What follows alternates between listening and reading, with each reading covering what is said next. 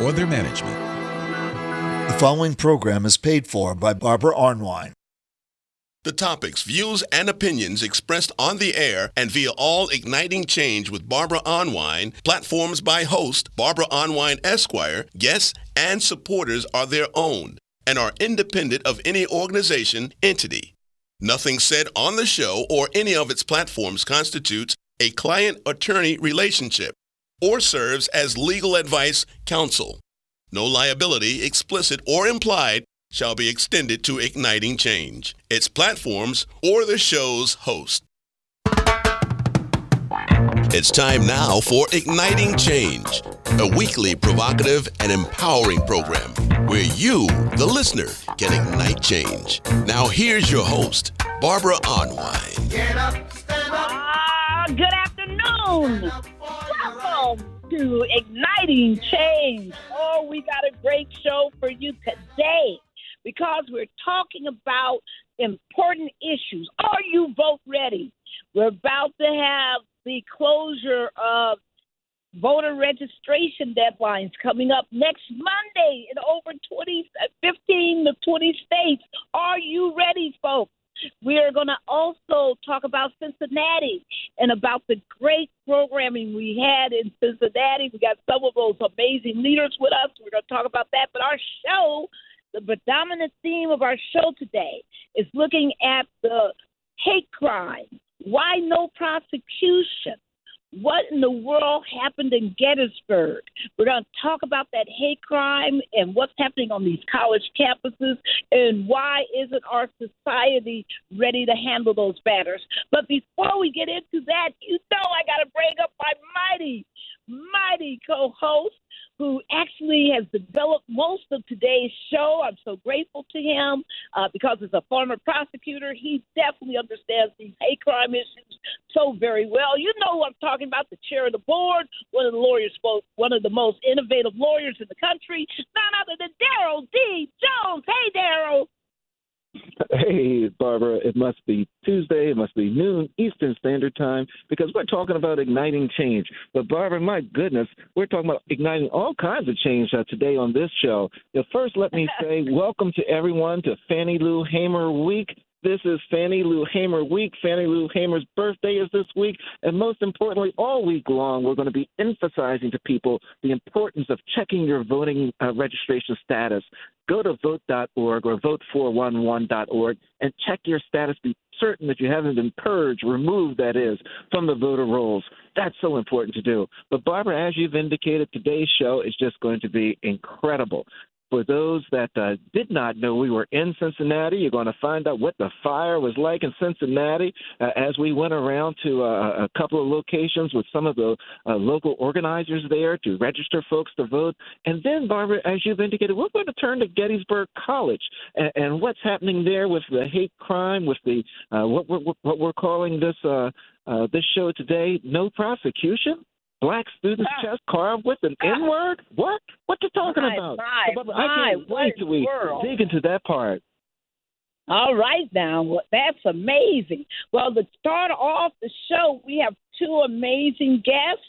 I am so happy to welcome back to Igniting Change the amazing, just one of the best leaders I've ever met out of Cincinnati. I'm talking about Karen Rumsby. Hey, Karen, how are you?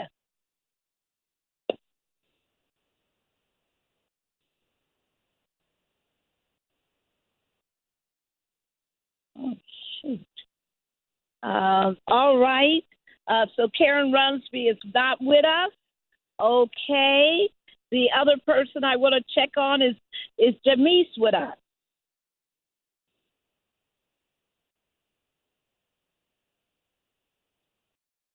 Okay. All right. Okay. Well, it sounds like Jaimyce is with us then. Is that Jaimyce? Are you with us, Jaimyce? Okay.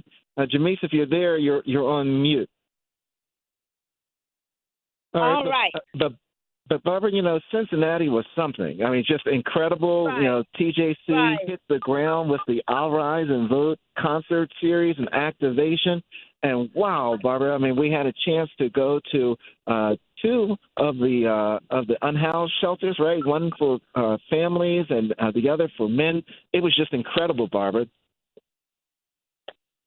Yes, Daryl. Hello? And it says, hi, who is that? This is Jaimyce. Yes. Hey, Jaimyce, there you are. There you are. Well, we were just talking about your amazing city and that turnout. Whoa, what a great day we had with everyone on Saturday. And everybody, I want you to understand, we are celebrating not only the fact that people came out to learn about the right to vote, but they did it in the midst of a horrible rainstorm. And after 2 days of just horrible rain, but they still were there. So we want to talk about what we were able to do. Jaimyce, as the head of the Cincinnati Pan-Hellenic Council, do you want to tell people about your group and how it became involved in this work and why people need to know more about the social justice side of the Divine Nine?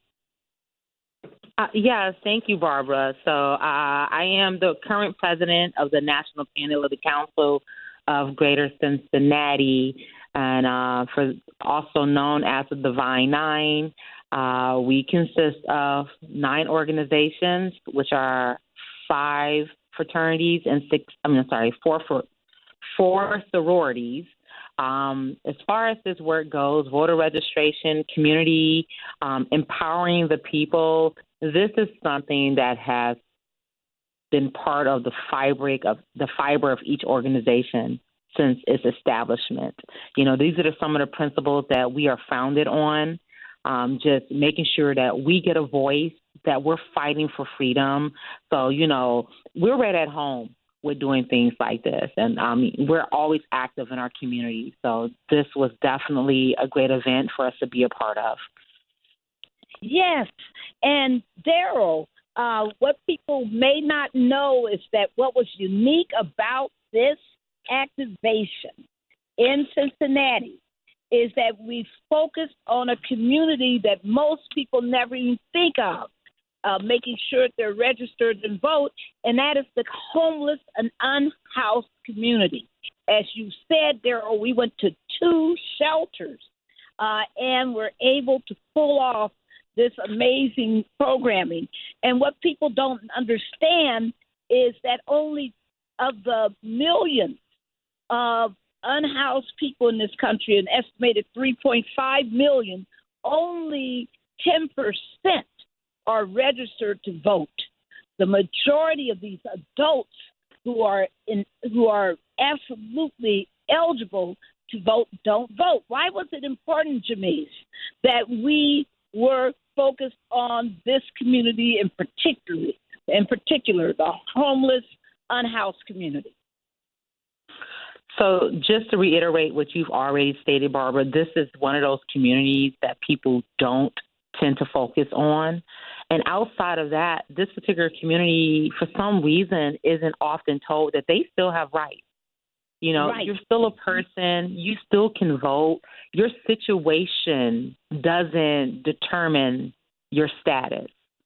So they had to be reminded of that. And this activation, the I'll Rise and Vote initiative that you guys are putting on, was a great opportunity to get in there and give them back their voice and to remind them that they have the right to go and vote and be the change and be part of the change they want to see to help their situations.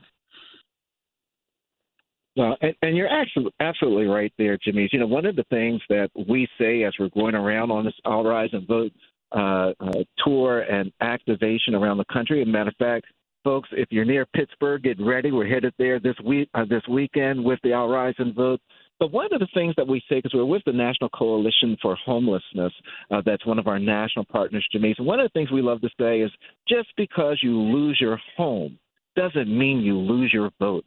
And it's so important for those that are unhoused to recognize that they have the opportunity to vote, that they have the opportunity to vote for people that can change the laws in the cities and the counties in which they find themselves, so that they can put people in place that will be more in line and open to helping them out and putting policies in place that help them out. But could you share with our listeners that are listening, what are the things, in addition to registering the folks that we registered to vote at the two housing shelters, as well as that Winton Terrace homes, we also provided food. Could you share with the folks what the environment was like with the folks and the food trucks and the information that was being shared? Oh, most definitely. So I know maybe to the listeners who were listening last week, Daryl was adamant about making sure that this event was a party. And I must say, Daryl, with all of the planning, I don't think we disappointed, even in the midst of the storm. There was DJs at every event, so we had the music. There was food, like unlimited food provided to individuals who engaged in the event. As a matter of fact, we have food trucks at, the two shelters, and we sold out at both locations. And even at the men's center, they had seconds and thirds. And I think people thoroughly enjoyed themselves. There was food. There was the DJs. We engaged and partied with them. They had a great opportunity to just have one-on-one discussions, to get swag. There was candy bags for the kids, educational material. So I really feel that people left whole and happy. But wait a minute, Barbara, wait a minute. So she's saying that I created the party atmosphere. Well, let me just be clear, because, Barbara, you were there too. If I remember correctly, when we were at that family counseling center, I believe there was one Jaimyce that was leading the two-step and the slide and all this cha-cha that was going on with the party. I saw some boogie-woogie. I saw some boogie down. I saw a whole lot of stuff going down. I mean, look. I was told to play a part, and I just came there, and I was following my marching orders. So let's just say I understood. We're gonna leave it there. Well, I want to say it was so beautiful to watch families in Shelter House, and to watch the men at Shelter House, to watch the families at Bethany House. Stop by and say, help me check my voter registration. And they have the Divine Nine doing that for them. People said, I want to register. And folks, yes, we registered people, folks. We registered people at every single location. We ended up checking hundreds of voter registrations. My favorite of all the moments, Daryl and Jaimyce, was when we were at Winton Terrace. And there was a number of 18-year-olds. I was really surprised. The word had gotten out to the 18-year-olds to come and register to vote. And these were first-time voters. And they showed up.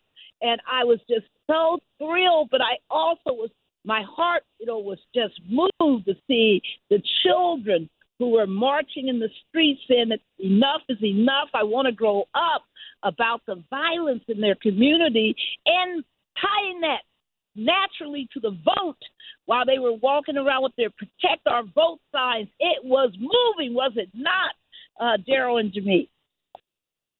Oh, it was, Barbara. It was incredibly moving. And I tell you, the other part, Barbara, that we were able to do, and Jaimyce, I know you wanted to weigh in. The other part that was really moving, I thought, is that at each of the locations we went to, there were people that came up and I know spoke to me about being returning citizens and restoring their rights to vote, and could they vote. That was part of the educational process that we really wanted to get out to the public, and we were successful in doing that. But my goodness, Barbara, Winton Terrace and the march with the kids, I agree with you, was just incredible. Jaimyce, what were your thoughts? Yes, I thought this was a beautiful thing to be a part of and a witness. The young people had so much passion and power in their rally cries. You could see how empowering they were. They marched up the housing development and came back down as they were chanting. One specific chant that stood out for me was just the "I want to grow up." You know, part of the anti-violence march, the "I want to grow up," and they said that was so much passion. There was just so much purity from their viewpoint. Like, we don't have much power in voting. We don't have the power to take your guns from you. But from their vantage point,